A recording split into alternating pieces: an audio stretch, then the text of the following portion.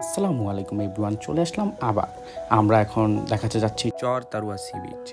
আসলে অনেক কিছুই বলে বোঝানো যায় না, কিন্তু চোখে দেখলেই শান্তি লাগে এমন কিছু জায়গা আছে আমাদের পৃথিবীতে।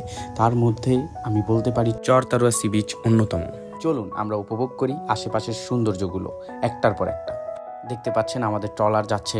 এই যে ট্রলারের চলার আনন্দ আসলেই মনোমুগ্ধকর। সূর্যের ঝলকানিটা যখন নদীতে এসে পড়লো তখন আসলেই মনে হচ্ছে মুক্ত ঝরছে। পরেই আমরা পৌঁছে গেলাম চর তারুয়া সি বিচে। আপনারাও চাইলে ঘুরতে আসতে পারেন যে কোনো সময় চর তারুয়াতে। এর সৌন্দর্য মনোমুগ্ধকর, দেখলেই মন ভরে যায়।